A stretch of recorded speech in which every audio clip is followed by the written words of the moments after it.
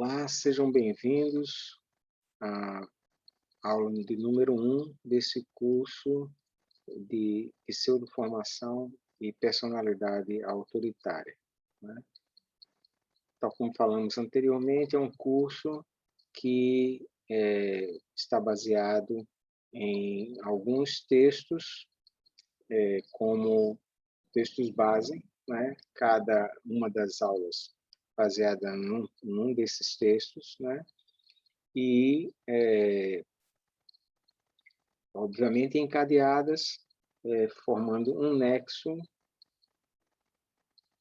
referente a essa temática, grande que nós estamos tratando, que é a temática da pseudoformação, não é? E como, a pseudoformação também contribui para a formação de uma personalidade autoritária. Bom, então esse primeira aula está baseada num texto de Eric Fromm, que eu vou aqui compartilhar com vocês, né, a abordagem desse primeiro texto, né. É o texto esse texto originalmente foi lançado em inglês nos Estados Unidos em 1947, portanto, já tem no momento em que estou falando aqui é 2021, já temos aí 74 anos desse texto, né. É um daqueles textos que apesar da data, né, de sua publicação, pouco, perdeu ou quase nada perdeu em atualidade, não é. Então, o que vamos tratar aqui, basicamente, e que tem a ver com o nosso tema, é realmente o problema são 2 capítulos. O primeiro capítulo, que ele apresenta o problema de todo o livro, né, para o qual ele pretende dar solução, encadeamento, e a primeira parte do capítulo 4, né. No capítulo primeiro, em que ele apresenta o problema, é basicamente a questão referente à razão do ser humano, né. O ser humano que desenvolveu a razão em altíssimo grau, em vários aspectos, porém, em outros aspectos, encontra-se tão perdido ou até mais perdido do que há milênios se encontrava, né. Então, como resolver esse paradoxo? Como encaminhar um ser humano que é capaz de desenvolver várias coisas, mas não é capaz de dirigir a si mesmo para alcançar a felicidade, o bem-estar, né, e um bom desenvolvimento ético, né. No capítulo 4, ele defende a ideia de uma ética humanista, que nem é uma ética dogmática, nem é uma ética relativista, né, e ele vai tratar dessa questão, desse entendimento ético, da forma como ele entende, que ele chama de ética humanista, não é? Para isso ele vai fazer essa diferenciação entre essas duas éticas, não é? E vai tratar dos conceitos de egoísmo, amor próprio e interesse próprio, não é? Desmontando também alguns clichês e lugares comuns a respeito desses conceitos. E aí, então, ele vai introduzir a ideia de consciência, de 2 tipos: consciência autoritária e consciência humanista, não é? Eh Essa é a primeira parte desse capítulo 4 que nós vamos ver aqui. Então, na segunda aula, veremos a continuidade dessa própria temática, desse próprio texto, referente aos demais itens do capítulo 4. Então, sem mais delongas, vamos aí a como ele apresenta o problema a ser tratado nesse livro, né. Então ele diz que começa falando do contexto de orgulho do ser humano pelas realizações da razão e domínio da natureza na produção de um mundo materialmente confortável, né. Tal realização não é mais um problema técnico ou de conhecimento. Ou seja, do ponto de vista técnico de conhecimento, o ser humano teria condições de gerar uma vida confortável para todos os seres humanos na face da Terra, né. claramente a gente sabe que essa vida não existe materialmente confortável para os seres humanos. Materialmente confortável, obviamente, não significa com o nível de luxo e até de degradação, não é, que às vezes esse consumo alcança, mas realmente atender a todas as condições materialmente necessárias para uma vida minimamente confortável do ser humano. Isso está ao alcance do ser humano do ponto de vista do conhecimento e da tecnologia, né? São outros problemas de natureza organizacional, política e de relação de poder que impede que isso aconteça, mas não por uma ausência de conhecimento, né? Então, apesar desse feito, o ser humano sente-se confuso e desnorteado, sente a futilidade de seus esforços, ignora quais são as questões fundamentais para a sua própria existência, né? Então, não é incomum encontrarmos pessoas de diversas nações e diversas origens, não é? Sentindo um vazio existencial, uma falta de propósito, não é? Às vezes vivendo por viver, trabalhando, às vezes até se matar, mas sem entender e sem poder alcançar uma compreensão que a oriente em sua vida, né? Será o ser humano incapaz disso, né? Então, alguns chegam até a própria compreensão de dizer que a ideia de progresso é uma ilusão infantil, porque o ser humano não, digamos assim, não se desenvolve nesse sentido de uma satisfação de seu próprio ser, né? De alcançar a felicidade, né? Então, todo o progresso aí parece ser uma coisa, digamos,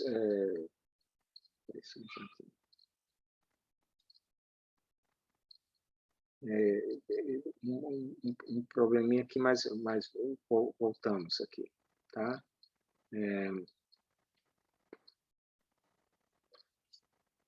Então,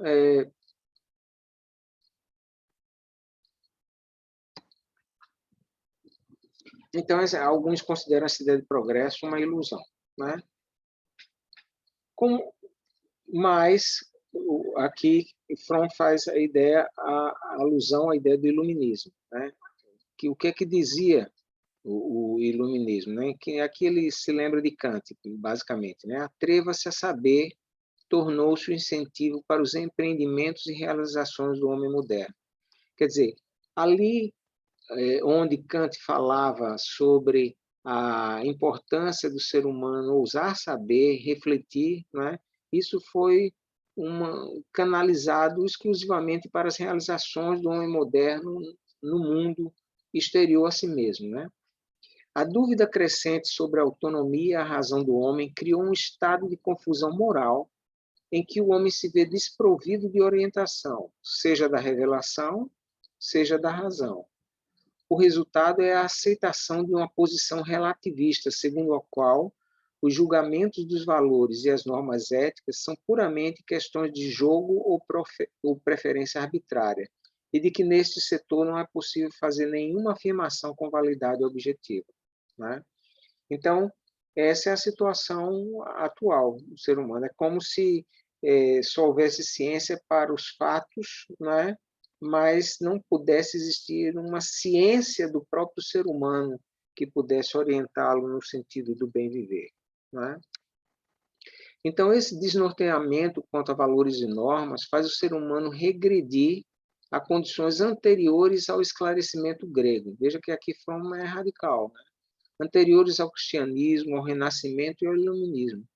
Tal desnorteamento também torna possível que o mesmo ser humano caia sob o domínio de coisas por ele mesmo criadas ou sob o poder de demagogos e ditadores, não é? Então, o ser humano teve essa grande capacidade, mas se vê presa, vítima de sua própria criação, não é?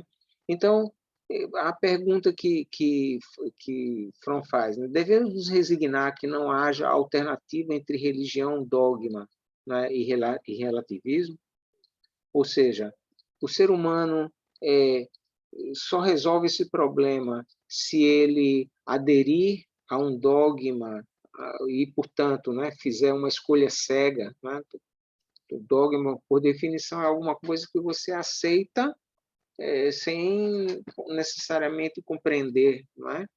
Então, o ser humano vai ter que só encontrar uma orientação para si, se for de uma forma religiosa ou dogmática, ou então tem que adotar uma tese totalmente relativista ao sabor das opiniões pessoais, né? Fromm, a posição dele não é nenhuma nem outra, né? Ele defende que a razão pode encontrar normas éticas válidas, com base no conhecimento da natureza do ser humano. Então, Fromm é um autor que, nesse sentido, é um pouco quase que solitário, né?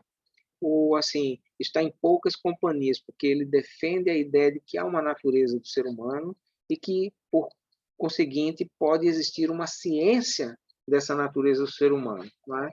E, portanto, a condição de entender a felicidade e o progresso do ser humano pode ser alcançado com base na razão. Então, aqui ele vem do caminho da própria psicanálise, ele diz, né, a própria psicanálise poderia ter grande contribuição ao entendimento dessa ética objetivamente válida, mas ela preferiu se associar à ciência vigente no esforço de demonstrar que os julgamentos dos valores e as normas éticas são expressões racionalizadas de desejos e medos irracionais. Apesar de tal atitude ter seu valor, se absolutizada, priva o ser humano de refletir e orientar com fundamento a sua própria vida, né? Então, aqui, Fromm reconhece a grande valia e contribuição da psicanálise, mas também reconhece que a psicanálise assume uma posição ambivalente. Se, de um lado, ela tem muito a contribuir na compreensão e entendimento dessa ética, né, e compreensão dessa natureza do ser humano, por outro lado, né, ela assumiu uma posição mais ou menos semelhante às demais ciências e julga que essas questões dos valores e das normas éticas são, na verdade, projeções racionalizadas de desejos, de medos, não é? Então, a própria psicanálise, ou seja, descobre um filão e, ao mesmo tempo, joga fora o bebê com a água do banho. É essa crítica que Fromm está fazendo, né? Ele faz uma crítica à tentativa freudiana de constituir a psicologia como uma ciência que estivesse separada da filosofia e da ética, né? Inclusive, aqui é uma visão bastante positivista que Freud tinha da própria psicanálise, não é? Ou melhor dizendo, das próprias ciências, né? A ciência para Freud era uma coisa concebida à parte dos valores, como era a concepção de ciência à época, né? Então, ele também concebeu que a psicanálise seria algo desse tipo, né? Então, mas Fromm não concorda com isso, ele diz que o ser humano é um só, e, portanto, ele não pode ser compreendido apenas como um objeto natural que fosse apartado de um suposto reino espiritual, né? Então, com isso, o objetivo dele nesse livro é a intenção de reafirmar a validade de uma ética humanista, de mostrar que nosso conhecimento da natureza humana não conduz ao relativismo ético. Pelo contrário, conduz à convicção de que as origens das normas para a conduta ética devem ser encontradas na própria natureza do homem, né? Então, não vão ser encontradas em Deus, na religião, em alguma coisa acima do homem, mas vão ser encontradas no conhecimento da natureza do próprio ser humano, né? Então, ele também vai procurar demonstrar que a fonte da virtude e também da felicidade, né, é a vida produtiva, ou melhor dizendo, como ele chama, o caráter produtivo, né? A constituição produtiva do ser humano. E por outro lado, né, por oposição, o vício é justamente a indiferença para com a vida produtiva, para com o próprio eu produtivo, e que essa indiferença é uma espécie de automutilação do próprio ser humano, né? Então, essa é a tese que ele vai tentar desenvolver nesse livro. Nós vamos aqui ficar basicamente com a apresentação desse problema e o capítulo 4, em que ele trata dos problemas da ética humanista, tá? Bom, Então, os primeiros conceitos que ele trata no capítulo 4 é sobre egoísmo, amor próprio e interesse próprio. Então, ele vai aqui fazer uma crítica ao sentido costumeiro com que esses termos são tratados, né? Então, os principais argumentos contra a ética humanista defendida por Fromm, né, e que compreende a virtude como a satisfação do homem para consigo próprio e o vício como automutilação, o que já falei, não é? São no sentido de supor que tal concepção de Fromm considere o egoísmo como fundamento da ética e, desse modo, ignore a maldade inata no ser humano, né? Ou seja, ele está dizendo que os críticos à posição dele, que defende uma ética humanista, né, são aqueles críticos que dizem que essa concepção de Fromm ela toma como base o humanismo, né? O melhor dizendo, o egoísmo, né? Porque Fromm fala do ser humano satisfeito consigo mesmo, né? Então, como essa própria ideia de amor próprio, de interesse próprio, foi corrompida, né, ao longo de séculos, não é? Então, para grande parte do ser humano moderno, contemporâneo, né? Então, a ideia de interesse próprio é sempre assimilada como se fosse uma coisa má, um vício, né? Uma deturpação, uma perversão, né? Então, Fromm parte da constatação de que há, no mundo moderno, uma compreensão dominante de que o egoísmo, que é normalmente visto como sinônimo de amor próprio, né, é moralmente mal, enquanto que o amor aos outros é que é virtuoso, né? É como se, no entendimento majoritário do mundo contemporâneo, aquela tendência do ser humano, digamos assim, em pensar e amar a si mesmo, fosse algo mal, algo que leva ao vício, enquanto que amar os outros é que seria virtuoso, né? No entanto, isso se dá no mundo contemporâneo apenas no âmbito do pensamento, porque no âmbito da prática não é assim, né? Essa compreensão é dominante, apesar do fato que a vida social é baseada exatamente no oposto dessa compreensão. Uma vez que o capitalismo, né, que é o sistema dominante, no capitalismo vale a ação autocentrada, motivada apenas pelo interesse próprio, cada um buscando o que julga melhor para si, né? Então, ou seja, trata-se, portanto, essa compreensão primeira de que o egoísmo seria uma coisa moralmente má, não é? O egoísmo, o amor próprio visto como sinônimo de egoísmo seria alguma coisa má, enquanto que amar os outros seria uma coisa boa. Veja que isso se torna praticamente uma hipocrisia no mundo contemporâneo, porque ao mesmo tempo que afirma isso, o capitalismo é justamente o contrário disso. Vale no capitalismo aquele que é mais esperto, aquele que busca o seu próprio, as vantagens, etc. Não é? Então, portanto, na verdade é um tabu. Não é? Você afirma alguma coisa, mas que, de fato, não é. Esse próprio tabu esconde alguma coisa que objetiva que não quer ser revelada como tal. Não é? Então, de onde veio essa compreensão do amor próprio como algo negativo, né?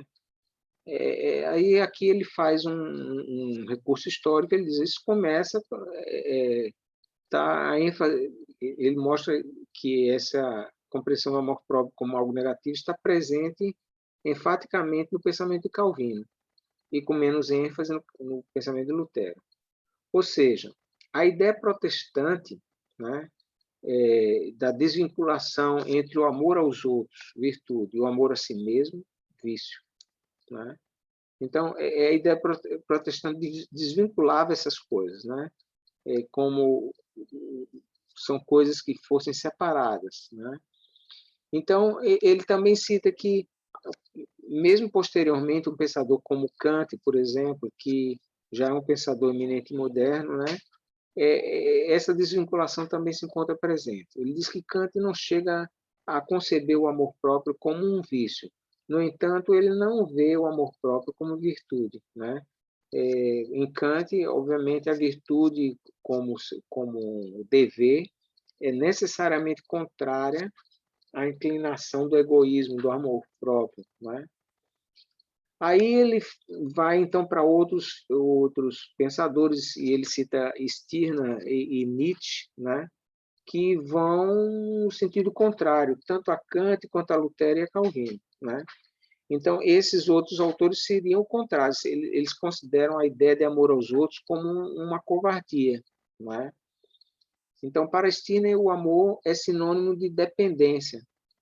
Nesse sentido, amar seria o indivíduo se submeter a algo fora de si mesmo, não é? Isso poderia não ser algo moral, porque o indivíduo está terminando se submetendo a outro. O que há de moral nisso, não é? Então, Stirner aqui está, de um certo modo, ainda que indiretamente, ou mesmo diretamente, está fazendo uma crítica concreta ao que era a concepção dominante de amor da época, né? Então, nesse caso, nem Nietzsche nem Stirner estavam dispostos a sacrificar o indivíduo concreto em nome de um ideal, né? Embora Fromm não mencione, há também uma crítica indireta à hipocrisia de uma sociedade que erige como valor a ideia de amor ao próximo e pratica o egoísmo, né? Então, isso aqui é uma observação que eu mesmo faço, né? Não é Fromm que faz, né?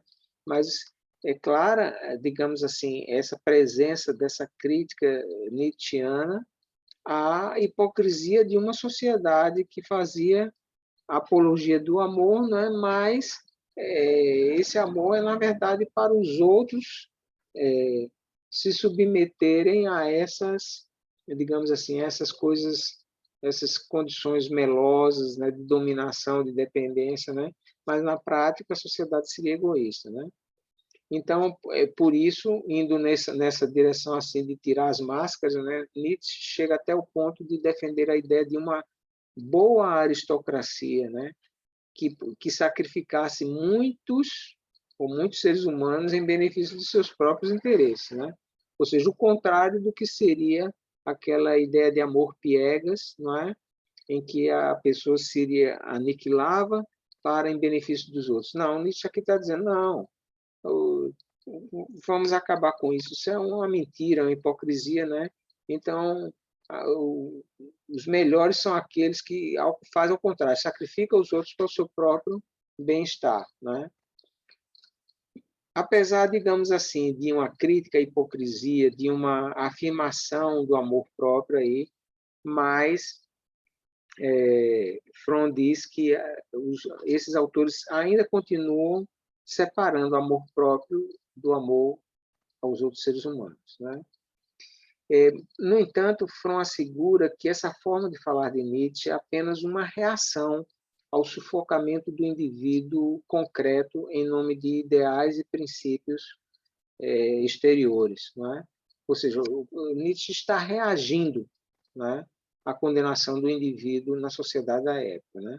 Então, essa reação é uma forma de exagero sobre os quais haveria uma preocupação genuína com o indivíduo. Ou seja, Nietzsche estava realmente, genuinamente preocupado com o indivíduo, né? Fromm, entretanto, reconhece que Nietzsche tomava por amor apenas aquela versão degenerada do amor, né? Aquele que ele estava criticando, que é a sua versão falsificada, sua expressão como dependência do outro, né? Fromm não acha que amor seja só isso, mas é essa versão que Nietzsche estava criticando. Há, entretanto, no mesmo autor, né, ou seja, em Nietzsche, os germes do entendimento de um tipo de amor que não seja dependente, né? Ou seja, um tipo de amor que seja capaz de doar, de dar, ao invés de ser um amor pedinte, né? Um amor carente, né? Que só vive da base da dependência, né? Então, o Fromm volta a repetir que uma das grandes razões da confusão, né, do ser humano moderno é a contradição entre o princípio proclamado de condenar o egoísmo, ou seja, fala-se da boca para fora de proclamar o egoísmo, né, de só considerar moral a ação que se preocupa com os outros, né, Mas, por outro lado, tem os discursos e as práticas, a gente pode dizer, né, de buscar a própria vantagem, de pensar em seus próprios interesses, de competir e buscar seus objetivos, né? Então, isso é uma contradição factual inegável na mesma cultura, na mesma sociedade. E, portanto, não é de admirar que haja tantos indivíduos confusos entre tais princípios, não é? Então, até aqui, Fromm diagnosticou a situação geral em que se encontra a sociedade contemporânea, né? Então, ele vai, a partir daqui, tentar expor a sua própria posição. É a posição de que não há contradição lógica nem psicológica entre o amor próprio e o amor aos outros, né? Ou seja, essas duas atitudes não são autoexcludentes, pelo contrário, né? Amar aos outros como seres humanos implica igualmente amar a si também na condição de ser humano. Então, do ponto de vista psicológico, Fromm afirma que o amor, no aspecto rigoroso do termo, é uma expressão de produtividade da pessoa, né? Por produtividade aqui, não vai ser possível a gente dissecar detalhadamente esse conceito de Fromm, mas ele faz uma divisão entre dois tipos de caracteres dos seres humanos, né? O caráter produtivo e o caráter improdutivo, né? Então, ele diz que o ser humano que alcança a sua condição potencial e, portanto, a sua felicidade e é capaz de agir eticamente é o ser humano produtivo, né? O ser humano que, por exemplo, que empreende o desenvolvimento de todas as suas capacidades, todas as suas potencialidades, né? Então, o ser humano que não faz isso, né, é um ser humano improdutivo, né?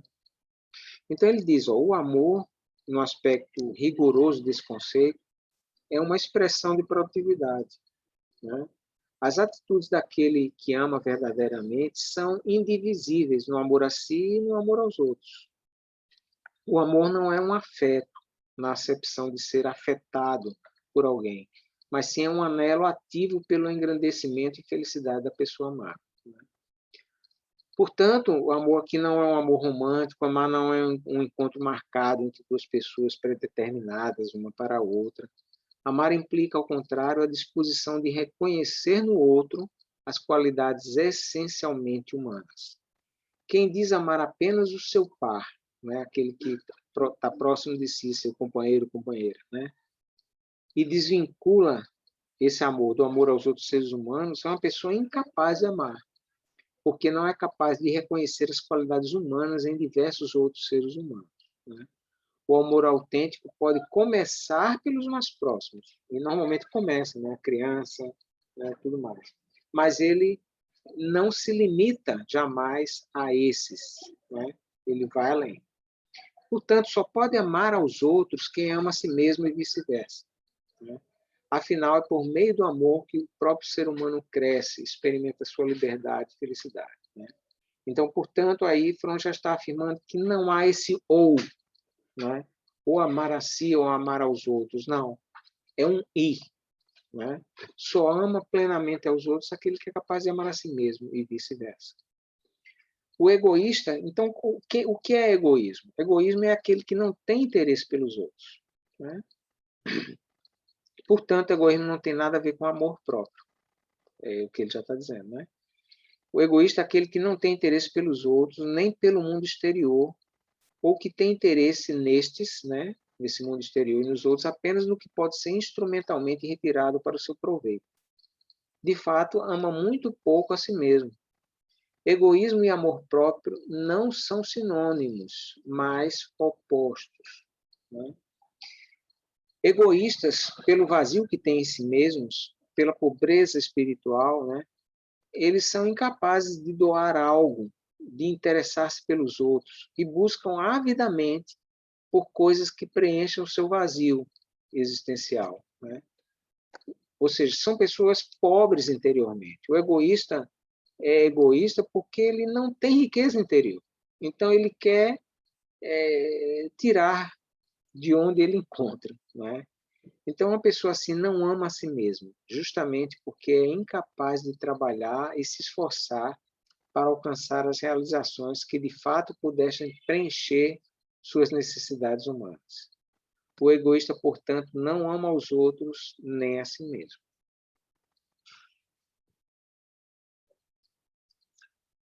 Algumas vezes o egoísmo pode ser mascarado, né? Aí ele vai citar os casos aqui de pessoas muito solícitas, muito altruístas, né? Que tentam botar muito essa capa, né? Ele vai dizer que, na verdade, essas pessoas agem assim como uma espécie de compensação pela aversão delas mesmas à vida, né? Por sua incapacidade de trabalhar e produzir, por sua depressão, né? Então, eles tentam mascarar isso por meio de ser uma pessoa muito solícita, muito altruísta, né? Mas, na verdade, aquilo é uma negação, né? E termina sendo é um egoísmo, só que mascarado por uma tentativa de expressar o contrário dele, né? Então, portanto, isso vem mais uma vez demonstrar que somente uma pessoa que ama a si mesma, né, é capaz de verdadeiramente amar aos outros, sem histeria, né, sem precisar estar anunciando isso aos quatro cantos do mundo, né? Então, não precisa ser, ele dá o exemplo também de uma mãe, né, que normalmente tenta ser, às vezes, ultra cuidadosa, ultra querer dizer que é a mãe mais perfeita, mais cuidadosa. Então, muitas vezes por trás disso está justamente o oposto, não é? Ela tenta ocultar o seu egoísmo, né, a sua incapacidade de gerar amor para com o seu filho, sua filha, é, exacerbando de forma compensatória esse lado pseudo altruísta, né? Bom, então, o que deveria ser o interesse próprio, né? Então, aí tentar uma definição mais detalhada. Então, o Fromm diz que existem dois modos bem diferentes de buscar compreender o que significa esse conceito, né? Um modo é o entendimento de que a felicidade converge com a realização do interesse próprio. O interesse próprio, compreendido de uma forma objetiva, né? Portanto, não é só uma questão de opinião pessoal, a qual exige o concurso da ciência do ser humano. Ou seja, é por meio dessa ciência que a gente pode identificar qual é o interesse próprio, né? Então, ele cita como exemplo de pensador dessa concepção Spinoza, né? Que compreendeu a questão dessa forma, né? Nesse caso, somente pode compreender o interesse próprio aquele que é capaz de compreender seu verdadeiro eu. O ser humano que não conhece o seu verdadeiro eu tende a se iludir quanto ao que vem a ser seu próprio interesse, né? Fromm afirma que nos últimos 300 anos, né, temos hoje em torno de 370 anos, né, o conceito de interesse próprio, como a gente já disse, foi muito erodido, né? Tornou-se idêntico a egoísmo e a vantagens materiais. Isso ocorreu porque mudou-se a forma de identificar qual é esse interesse próprio. Substituiu-se, assim, uma forma objetiva, ou seja, que depende da compreensão da natureza do ser humano, por uma forma subjetiva, que depende exclusivamente da opinião de cada indivíduo sobre si mesmo, né? Bom, então aí, Fromm, eu tirei uma própria cópia dessa página, pela riqueza desse texto de Fromm, né, explicando essa confusão conceitual sobre interesse próprio em que nós nos encontramos. Então, diz ele, o conceito moderno de interesse próprio é uma estranha mistura de dois conceitos contraditórios. Então, tem a confusão por quê? Porque são dois conceitos contraditórios misturados, e esse é o conceito dominante na nossa sociedade, né? Então, de um lado, o de Calvino e Lutero, e de outro, o dos pensadores progressistas a partir de Spinoza. Calvino e Lutero haviam ensinado que o homem deve suprimir seu interesse próprio e considerar-se meramente um instrumento para os fins de Deus. Os pensadores progressistas, pelo contrário, ensinaram que o homem deve ser apenas um fim para si mesmo, e não um meio para qualquer fim que o transcenda. O que sucedeu foi que o homem aceitou o conteúdo da doutrina calvinista, embora rejeitando sua formulação religiosa, né? Ou seja, o ser humano aceitou, né, que o ser humano deve suprimir seu interesse próprio, né, de Calvino e Lutero, né? Mas, obviamente, não, digamos assim, mantendo a ideia de Calvino e Lutero de um ser religioso, né? Ou seja, eles rejeitaram a formulação religiosa, né? Então, o ser humano contemporâneo fez de si um instrumento, não na vontade de Deus, mas na máquina econômica do Estado. Aceitou o papel de ferramenta, não para Deus, mas para o progresso industrial. Trabalhou e juntou dinheiro, mas essencialmente não para ter o prazer de gastá-lo e de aproveitar a vida, porém de poupar, de investir, de ter sucesso. Conforme Max Weber assinalou, o ascetismo monástico foi substituído por um ascetismo secular íntimo, em que a felicidade e a satisfação pessoais não mais são as verdadeiras metas da vida. Ou seja, você faz tudo isso, né? Mas não para você alcançar a felicidade. Você rala no trabalho, etc., não para alcançar a felicidade. Isso não deixa de ser uma espécie de ascetismo, é isso que ele está dizendo. Só que é um ascetismo não mais religioso, mas é um ascetismo secular, né?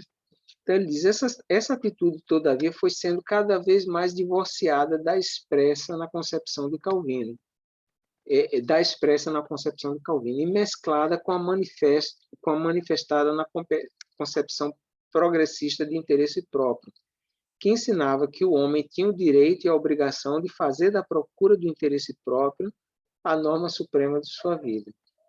O resultado é que o homem moderno vive de acordo com o princípio do desprendimento, não é? Ou seja, de acordo com aquele desprendimento, ou seja, de renúncia a si mesmo, né? Quando ele está trabalhando para o sistema, na fábrica e tudo mais, na prática ele está vivendo renunciando a si mesmo, né? E pensa em função do interesse próprio, né? Ele vive, portanto, de acordo com o princípio de negação do interesse próprio, mas pensa que está em função do interesse próprio. Veja que a autocontradição desse ser humano contemporâneo, né? Ele julga estar agindo em prol do seu interesse, quando, na realidade, sua preocupação predominante é dinheiro e sucesso, né? Então, ele se ilude deixando que suas mais importantes potencialidades humanas permaneçam atrofiadas e perdendo a si próprio enquanto busca o que é imaginado por ser melhor para si. Veja que poder discriminante e profundo da situação contemporânea do ser humano, não é? De um lado, ele vive achando, ele vive, né, pratica mesmo, né, esquecendo de si mesmo, renunciando a si mesmo, né, trabalha que só, pega, faz um monte de coisas, não é? E às vezes ele pensa que está fazendo isso em prol de si mesmo, né, para ganhar dinheiro, para ter mais bens, etc. Não é? Mas é porque ele também perdeu a compreensão do que seja si mesmo, né? Então, interpretando essa citação aí longa que eu li, né, de Fromm, interpretando-se inversamente, percebe-se que o sujeito particular pensa que está seguindo seu próprio interesse e que este interesse corresponde àquilo que deve ser para si mesmo, né? Trata-se da versão falseada dos pensadores progressistas a respeito do interesse próprio, né? Ou seja, na verdade, ele não está perseguindo seu próprio interesse, mas ele pensa que está, né? No entanto, ignorante de si e inconsciente de suas tendências, o sujeito atua no sentido de ser um mero instrumento do sistema econômico, político ou social, como se a busca de sucesso que alimenta o próprio sistema pudesse suprir suas necessidades individuais. Também trata-se aqui de uma versão falseada da condenação do interesse próprio de Lutero e Calvino. Então, o ser humano contemporâneo vive essa contradição, certo? Ele pensa uma coisa e faz outra, né? E quando ele faz uma coisa, ele pensa que vivendo dessa forma vai alcançar aquilo que ele está pensando, mas na verdade não vai, não é? Porque aquilo que ele está vivendo vai gerar, está fazendo dele um instrumento, não é? Mas ao mesmo tempo o pensamento dele também está equivocado, porque ele pensa que o que é benéfico para ele é justamente aquilo que o sistema gera, né? Então ele está alienado não só no pensamento, mas também na ação, né? Então tudo isso ocorre por quê? Porque em parte houve uma deterioração do conceito de eu desde a Idade Média, né?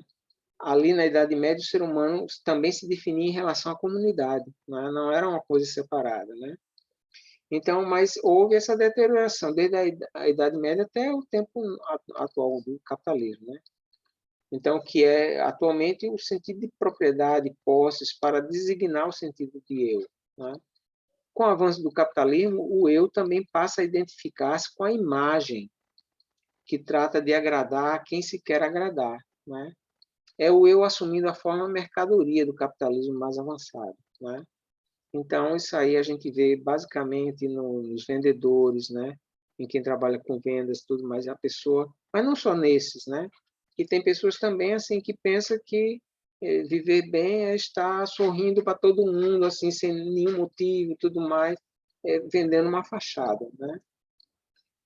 Então, o sentido degenerado do interesse próprio no capitalismo também dá origem a ataques de ideologias totalitárias, tanto de direita, fascismo, né, quanto de esquerda, o socialismo estatal burocrático, né? Dá origem a ataques de ideologias totalitárias à democracia, né? Embora suas realizações, né, do capitalismo não superem de fato o egoísmo. Não, suas realizações, ou seja, desses regimes totalitários, de fato não superem o egoísmo. Apenas fazem convergir para o Estado e sua elite o verdadeiro egoísmo. Então, o Fromm está querendo dizer assim, tem muita gente que pensa que uma revolução, né, que derrube o capitalismo, então vai instaurar de fato, né, vai ser o fim do egoísmo, né? Esse sentido degenerado do interesse próprio, né? Só que Fromm aqui ele está dizendo que muitas vezes muitos desses revolucionários eles mesmos estão também com uma perspectiva bastante egoísta, apenas que é de forma diferente da do capitalismo, né? Mas às vezes é egoísta para que o ser humano, digamos assim, tente ser limitado pelas estruturas estatais que serão geradas pela revolução, né? Então, diante de tudo, qual é o quadro? O quadro é esse daí, é cada vez maior o número de pessoas para quem tudo o que estão fazendo parece fútil, né? A falta de sentido na vida, né? Elas ainda se encontram sob o fascínio das frases feitas que preconizam a fé no paraíso secular do sucesso e do prestígio, né? Porém, a dúvida, né, a condição que é ao mesmo tempo a condição fecunda de todo progresso, a dúvida, né, começou a acossá-las e a prepará-las para perguntarem qual é o seu verdadeiro interesse próprio como seres humanos, né? Ou seja, o capitalismo e também esses outros sistemas não geram a resposta, né, a esse o que seja o interesse próprio do ser humano, né? Então, o ser humano precisa encontrar isso por si mesmo, né? Então, Fromm afirma que as condições objetivas para a solução dos interesses próprios dos indivíduos já existem, né? Aquela um pouco que a gente viu logo no capítulo 1. Como nunca antes na história, o ser humano criou as condições materiais de resolução desse problema, na medida em que há condições técnicas de liberação de muitas horas de trabalho do ser humano. Existem condições objetivas de o ser humano direcionar suas energias não mais para produzir, mas sim para organizar sua vida, né? Para aproveitar, né? Para viver a partir das bases materiais que ele criou, né? No entanto, não é essa a situação concreta do ser humano, né? Ele tem as condições objetivas, né? Mas ele não consegue, digamos assim, aproveitar essas condições objetivas no conhecimento e digamos assim, no alcance da própria vida boa, né? Então, que é que está faltando? Consciência, né? O que ele chama a convocação do ser humano para si mesmo, né? Do homem para si mesmo, na linguagem dele, né? Então, quando se fala em consciência, o que seria consciência, né? Porque alguns vão dizer, mas isso não significa nada, porque tem muita gente aí, homem-bomba, que se julga consciente também, né? Gente que fazendo um monte de mal aí se julga consciente, né? Mas Fromm enfrenta essa tarefa e diz o seguinte, olha, tem dois tipos de consciência. Tem uma consciência autoritária e tem uma consciência humanista, né? A dependência de autoridades externas, isto é, quando o sujeito teme a punição de autoridades e anseia por sua recompensa, isso aí nem consciência ainda é, né? Isso aí é simplesmente medo, né? Temor, né? Quando o ser humano só age por meio de ser recompensado ou não ser punido, né? Isso aí é o pensamento exterior, isso aí nem consciência é ainda, né? Nem autoritária, nem humanista, né? Mas o que é a consciência autoritária? Ele diz, a consciência autoritária se forma pela interiorização das agências de autoridades externas. Ou seja, essas que o ser humano inicialmente teme e tudo mais, né? Quando elas são interiorizadas, né, tipo família, religião, Estado, né? Quando elas são interiorizadas na psique, sem que o indivíduo seja capaz de refletir de forma autônoma sobre os seus valores. Há apenas a adesão do indivíduo aos mitos e tabus emanados por tais autoridades. Não é? Então, não é o fato meramente delas serem introjetadas, interiorizadas, mas é porque elas são interiorizadas sem que o ser... E, digamos assim, e na condição de estarem interiorizadas, não há, ao mesmo tempo, um refletir sobre aquilo que eles diziam. Não é? Então, muita gente diz assim, às vezes repete determinadas coisas. É assim, eu aprendi com meus pais. É assim, né? Meu pai me falava exatamente, faça isso, meu filho, minha filha, não é? Ou então, a religião. Mas Jesus falou tal coisa, o pastor falou tal coisa, Deus falou tal coisa, não é? O mesmo Estado, não é? Não, olha, a lei diz isso, isso, isso, isso. Bom, isso aí, digamos assim, é uma interiorização da autoridade externa. A pessoa não sabe dizer por que faz ou por que não faz, por que quer ou por que não quer, isso com base, digamos assim, num raciocínio, numa capacidade de compreender intrinsecamente a razão dessas coisas, não é? Então, ao contrário, ele só consegue ver isso como, digamos assim, a sua adesão a uma determinada posição só tem valor porque ela foi originada ou da família, ou da religião, ou do Estado, ou de qualquer outra agência exterior, né? Então, e vem ainda um sentido reforçador dessa consciência autoritária, porque ele diz que a interiorização dos princípios da autoridade externa promove a idealização projetiva dessa autoridade externa, né? O que contribui para a reinteriorização em um círculo vicioso dessas mesmas autoridades, né?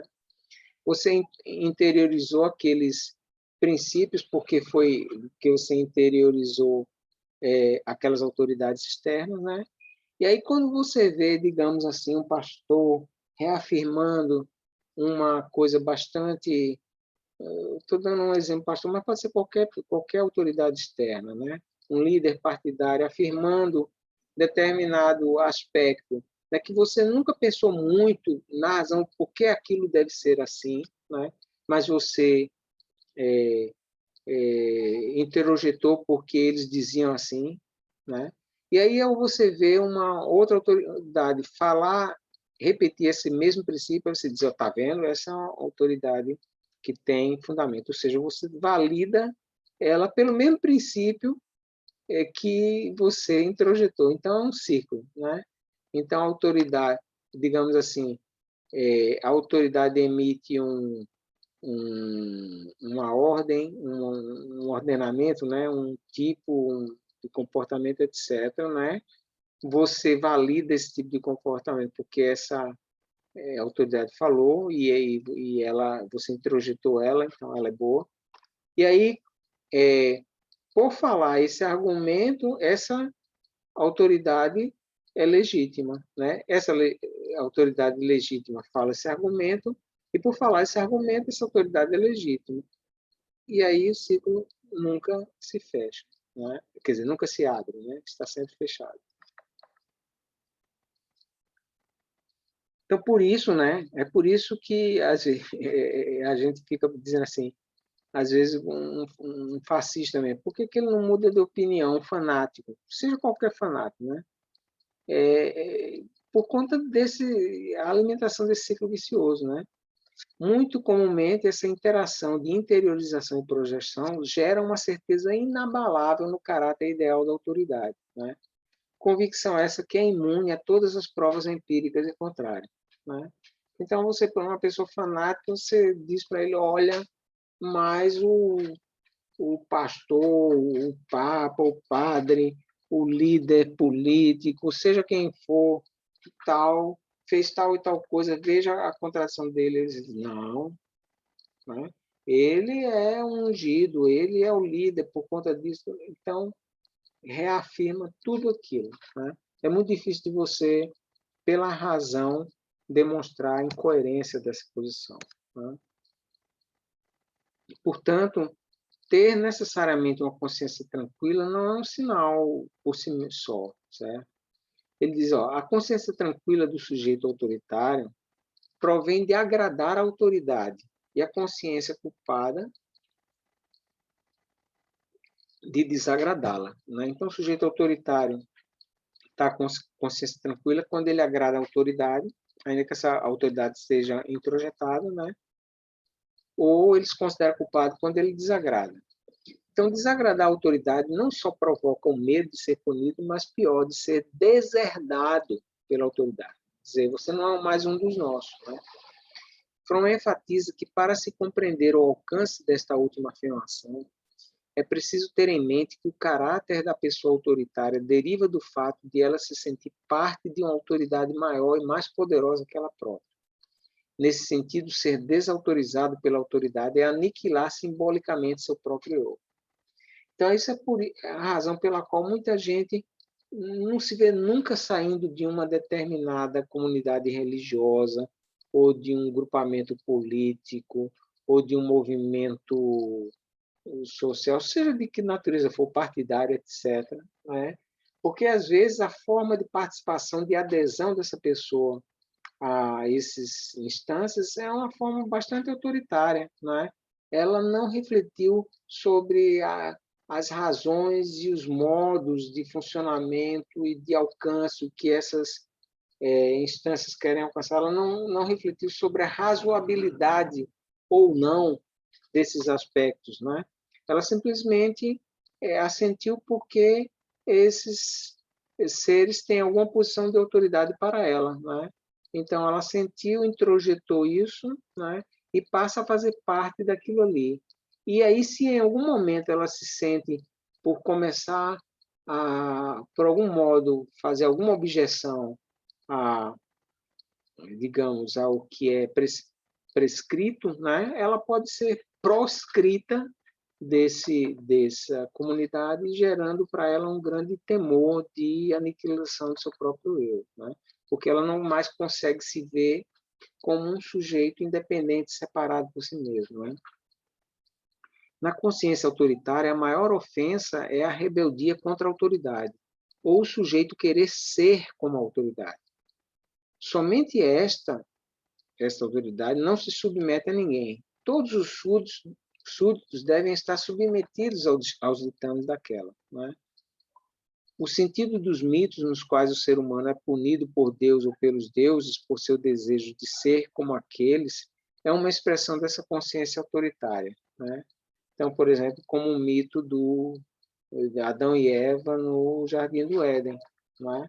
Então, ali comer da árvore do bem e do mal para ser como Deus, não é?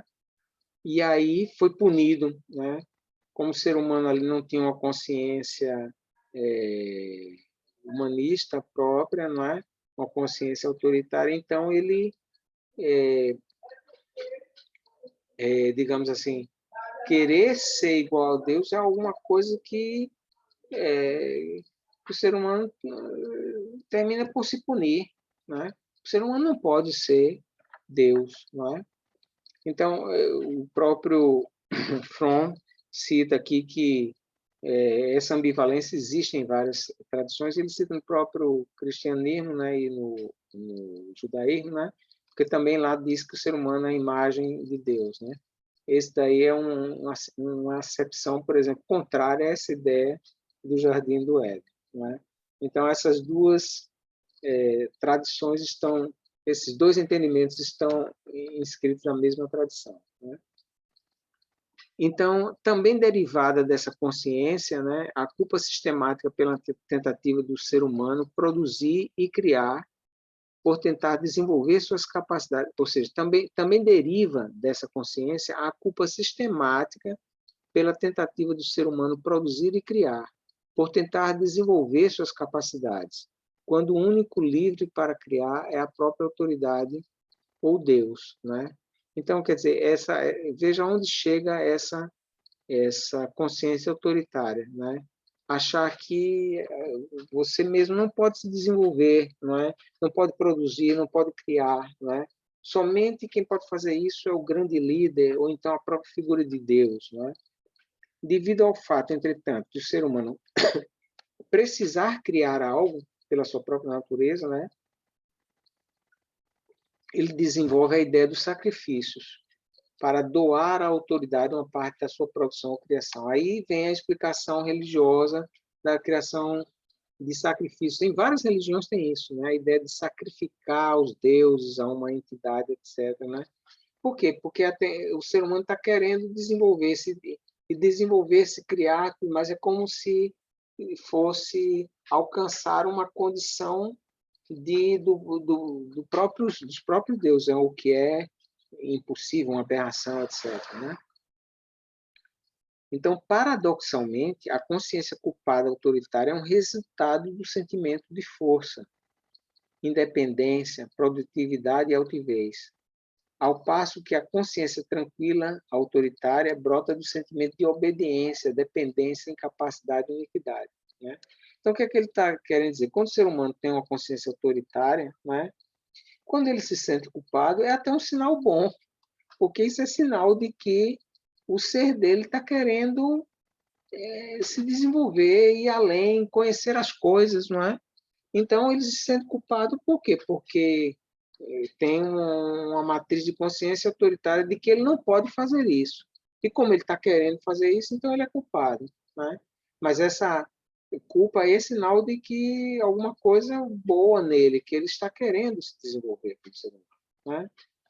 Porém, quando esse mesmo ser humano que tem uma consciência autoritária tem uma consciência tranquila, isso aí não é um bom sinal. Por quê? Porque isso aí está revelando um sentimento de obediência, de dependência, de incapacidade do ser humano de querer se desenvolver. Né? Então, ele dá exemplo de seres humanos que expressaram essa consciência autoritária, por exemplo, São Paulo, Agostinho, Lutero e Calvino. Descreveram essa consciência tranquila em termos inconfundíveis. Quais são esses termos? Por exemplo, ter noção de sua própria incapacidade, desprezar a si mesmo, estar sobrecarregado sob o peso de sua própria iniquidade e maldade, né? Calvino dizia que concebia que o ser humano era depravado, né? Depravação total do ser humano, né? Então, quanto mais o ser humano visse a sua depravação, mais excelente ele estaria aos olhos de Deus, né? Isso sob o olhar dessa ética autoritária. Né? Então, a dinâmica da personalidade autoritária no acolhimento e reprodução da agressividade e violência. Pronto. De onde é que vem a violência? Não é? Aqui, pronto. Até agora, descrevendo mais ou menos essa concepção de Fromm dessa consciência autoritária. Então, agora vem como é que o ser humano se torna, ao desenvolver essa consciência autoritária, como é que ele se torna propenso a ser um ser agressivo e talvez violento, né? Então, cito aqui também um longo trecho do pensamento de Fromm. A interiorização da autoridade tem duas implicações. Uma que acabamos de discutir, em que o homem se submete à autoridade. A outra em que ele assume o papel de autoridade, tratando a si próprio com o mesmo rigor e crueldade, né? Ou seja, submete à autoridade e, ao mesmo tempo, trata a si mesmo com aquele rigor e crueldade de que não pode ser igual à autoridade. Assim, o homem não se torna só o escravo obediente, como igualmente o feitor severo que se trata como seu próprio escravo, certo? Então, o ser humano aí assume a condição de escravo e de feitor, né? Essa segunda implicação é muito importante para a compreensão do mecanismo psicológico da consciência autoritária, né? O caráter autoritário, sendo mais ou menos limitado em sua produtividade, desenvolve uma certa dose de sadismo e espírito de destruição, né? Então, ao ele negar para si a dignidade, a capacidade de se desenvolver, ver isso só apenas no líder, ou em Deus, ou na projeção, né, que ele interiorizou, ele também tende a ser cruel consigo mesmo, né? E sendo cruel consigo mesmo, ele tende a ser cruel com os outros, né? Então, essas energias destruidoras são liberadas no que a pessoa assume o papel da autoridade, são liberadas no que a pessoa assume o papel da autoridade e domina a si mesmo como um servo, né?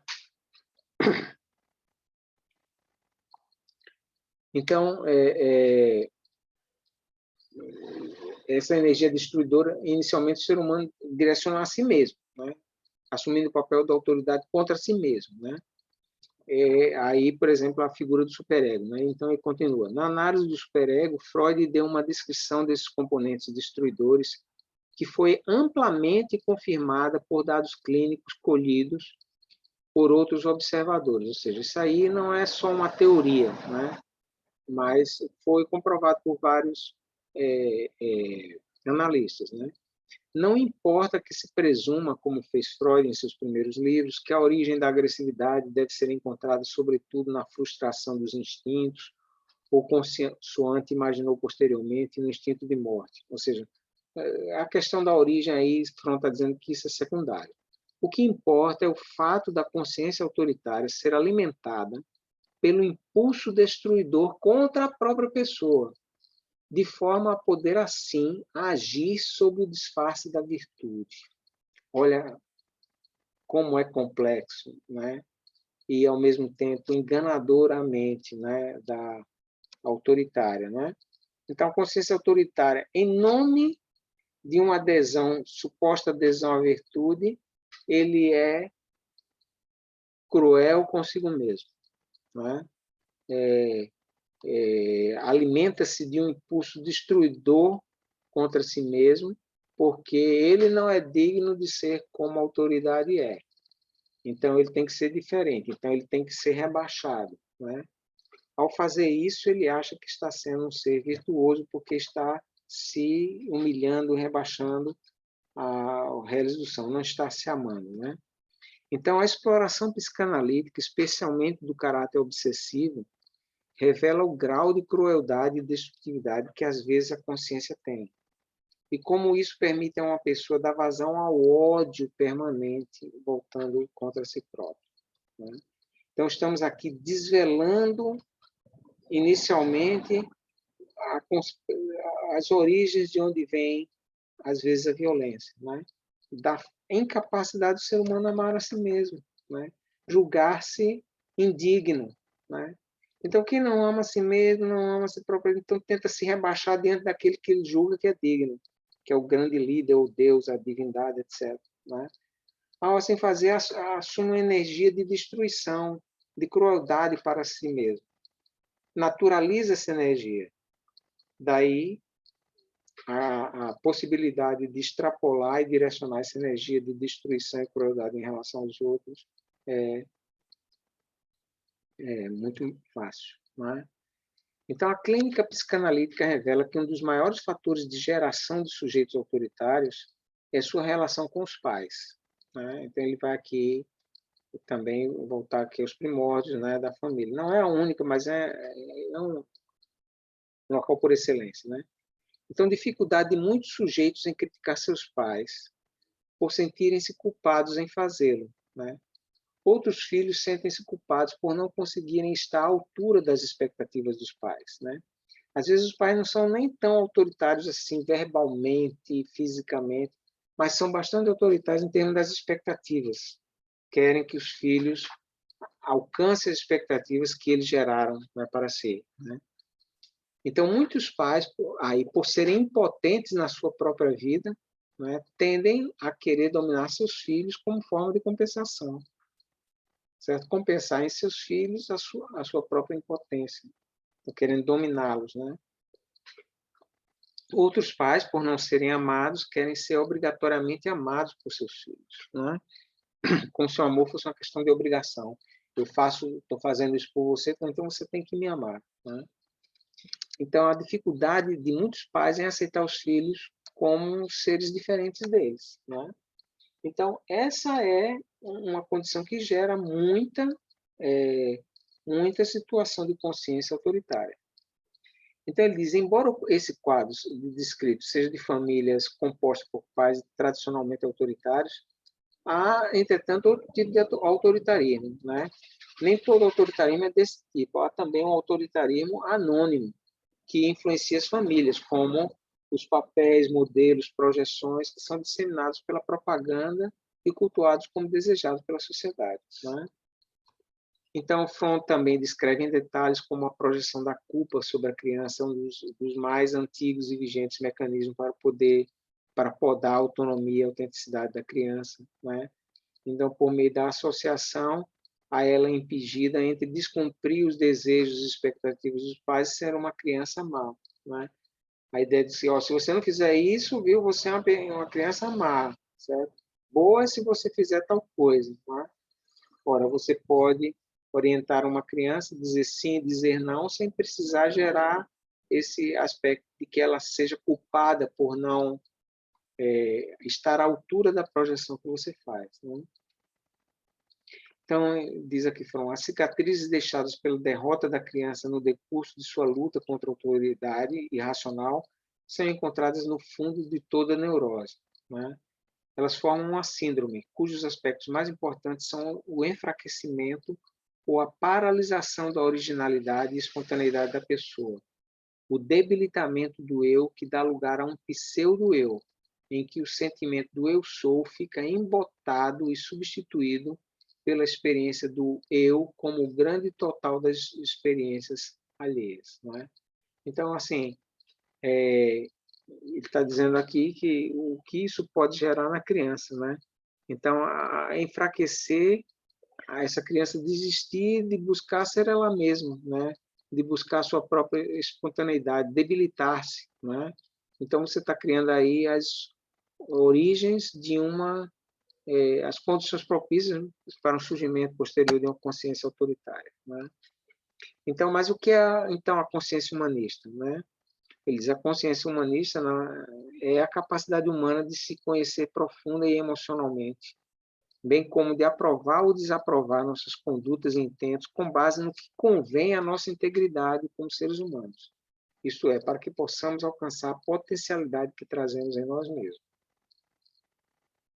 Nesse sentido, a consciência humanista é a plena expressão do interesse próprio, certo? Então, olha a volta do interesse próprio aí, né?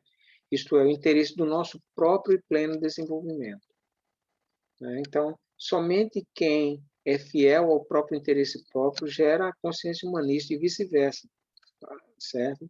A consciência humanista também ajuda a promover e fortalecer o seu próprio interesse, né? Que não é a mesma coisa que egoísmo, né? A consciência humanista é tão mais forte quanto mais produtiva é a vida da pessoa, né? Se essa pessoa já se encontra muito perdida, a voz dessa consciência é menos audível para a própria pessoa. Esse é o paradoxo humano, certo? Então, às vezes, quanto mais a pessoa precisa de escutar a sua própria consciência, às vezes é quando ela menos tem condição de fazer isso, porque ela já criou uma forma de vida que torna muito improvável dela ouvir a sua própria consciência humanista, né? Então, muitas vezes ela vai ouvir, às vezes, aquilo que ficou como reminiscência de consciência autoritária, né? Então, ele diz que esse é um dos grandes aprendizados que o ser humano precisa ter, aprender a escutar a sua própria consciência, né? Então, ele diz aqui, escutar a si mesmo talvez seja muito difícil, porque requer a habilidade de ficar a sós consigo mesmo. Algo pouco enfatizado, né? Ou que, às vezes, é obstado na sociedade contemporânea. Né? Ficar a sós consigo mesmo, em paz, sem ter medo, né? Olhar para si mesmo, meditar, por exemplo, né? Às vezes, por não se ouvir a consciência, a pessoa pode tornar-se cada vez mais ansiosa, desenvolver um sentimento de culpa e até doenças físicas e mentais, né? Porque não é habituada a ouvir-se a si mesmo, né? Ouvir-se sem culpa, né?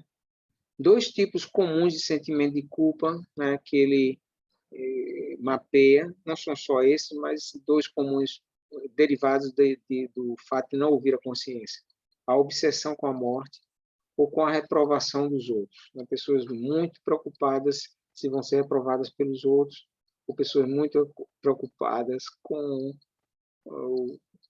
quando e como irão morrer, né?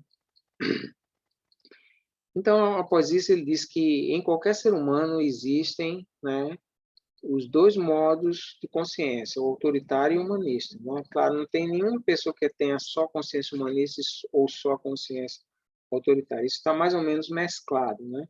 É uma tarefa do ser humano procurar desenvolver cada vez mais a consciência humanista, né? Desenvolvê-la mais. Né? Embora sempre vá ter resquício de alguma ou influência de alguma parte da consciência autoritária em si. Né? Então, ele diz, muitas vezes os mandamentos das consciências autoritária e humanistas são idênticos. Né? Por exemplo, não matar, né?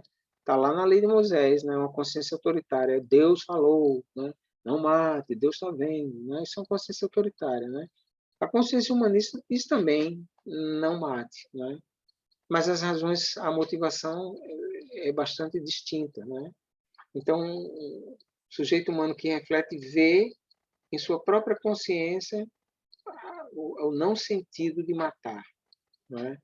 E, ao contrário, o sentido de promover a vida, de promover a capacidade de estabelecer relações sadias, generosas com outros. Não é? Isso está na consciência humana se ela for vista sem preconceitos. Não é? Então, ele dá alguns exemplos, né? Aí ele cita até o exemplo do personagem K, do livro Processo de Kafka, né? Então, ele vê aquilo ali como uma, digamos assim, uma teatralização ou uma ficção sobre a própria, entre o sujeito e sua própria consciência, né? Então, K sendo condenado por sua incapacidade de viver uma vida produtiva e, com isso, de gerar a sua própria consciência humanista. Não é? Então, basicamente, esse digamos assim, a primeira parte desse capítulo e que nós vamos parar por aqui e na próxima aula continuamos esse esse tema aqui da consciência da ética humanista de um modo geral. Né? Obrigado.